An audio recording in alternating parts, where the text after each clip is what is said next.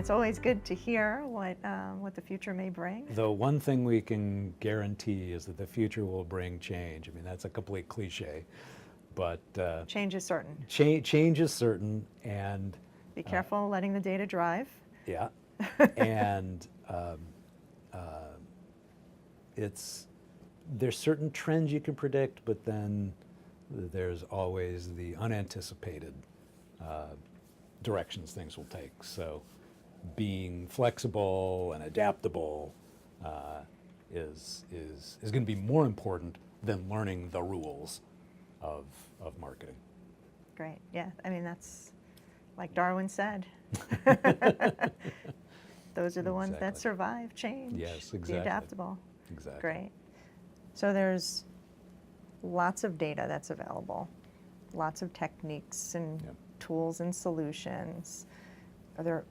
What really sets them apart? What was most interesting, we asked those reference customers, 75 reference customers, like, what was your decision process? What drove your decision for the partner you took?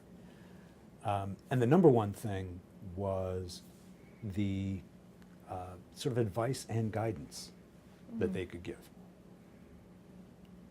Number two was about some of the techniques that they had. Number three was reputation. Notice I haven't really said anything about technologies, That's methodologies, interesting. tools, all that sort of thing. Marketers and companies have questions, and they're trying to get answers to questions. So different questions require different data, different solutions, different ways to look at the answers to get those answers. So when I hear that number one thing, I'm looking for a partner that's going to help give me advice and guidance on how to use this to improve my marketing. I hear that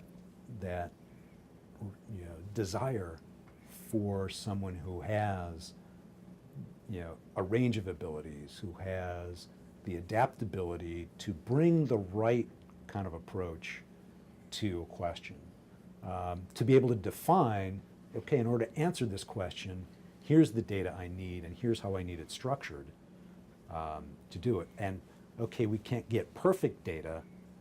How do we work, because no data is perfect, how do we work around the imperfections in a way that doesn't compromise the accuracy of the result? So there is, while as in anything, and maybe this is part of my personal bias, the technology is the enabler, it's not the solution. So sure, you need a good technology base, you need good technical knowledge and expertise, but what differentiates it then is the ability to understand how to bridge the gap between here's the question that I need an answer to, from there to here's how to get there with a certain set of resources and approaches. And to be able to draw that line is a bit of art. There's obviously science behind it, but there's a bit of art that requires understanding the category, the customer segments, some of the less quantitative aspects of marketing as well. I like to talk about performance measurement as more of a craft, which is really an art and a science. Right. And it's hard for folks to digest that, the art piece Right. of it, Right. because science is it's straightforward. Right. My son tells me that he loves math because you can use lots of different techniques to get to the same answer. But I think it's the choice of techniques and the data and then extracting the insight that is really the art. And understanding the question and marrying it, as you were just saying. Right, right. And being able to